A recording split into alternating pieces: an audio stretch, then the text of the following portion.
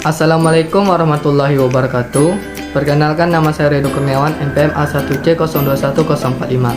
Di sini saya akan menjelaskan materi tentang sekolah sebagai suatu sistem dengan dosen pengampu Bapak Dr. Muhammad Kristiawan MPD. A. Pendidikan sistem. Sistem menurut Oxford English Dictionary adalah sekumpulan hal yang saling berhubungan atau saling bergantung sehingga membentuk suatu kesatuan yang kompleks, suatu keseluruhan yang terdiri dari bagian-bagian yang telah disusun dengan teratur menurut skema atau rencana tertentu. Sedangkan menurut The Random House Dictionary of English Language, sistem adalah suatu kumpulan fakta, prinsip, doktrin, dan lain-lain semacamnya dalam bidang khusus mengenai pengetahuan atau pemikiran. Kumpulan itu tersusun rapi dan bersifat komprehensif.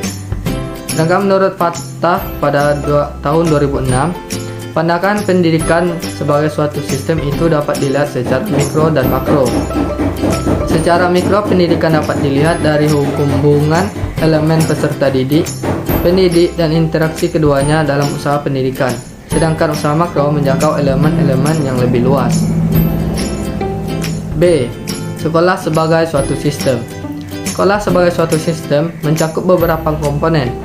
Di antaranya, komponen-komponen tersebut saling terdiri dari beberapa faktor dan komponen yang satu dengan komponen lainnya saling terkait sehingga membentuk sebuah sistem.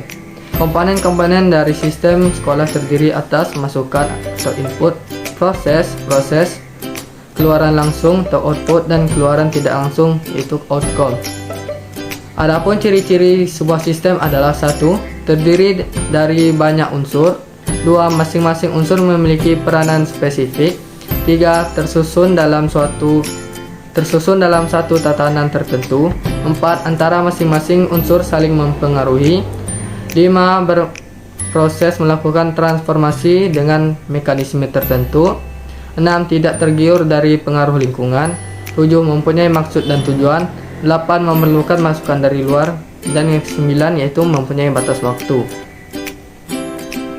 C. Input sekolah. Masukan adalah segala sesuatu yang diperlukan oleh sistem sekolah untuk menghasilkan keluaran yang diharapkan. Masukan itu terdiri atas 3 hal, yaitu 1. Masukan baku, masukan siswa termasuk karakteristiknya. 2. Itu masukan instrumental, merupakan guru, sarana dan prasarana, kurikulum, dana, dan pengelolaan sekolah. Dan yang ketiga itu masukan lingkungan, merupakan segala sesuatu yang berada di luar lingkungan sekolah. D. Proses sekolah.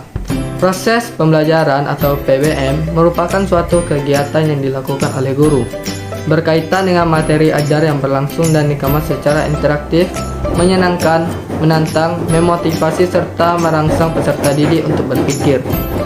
Suatu proses agar keberhasilannya sesuai harapan maka harus diawali dengan perencanaan atau planning.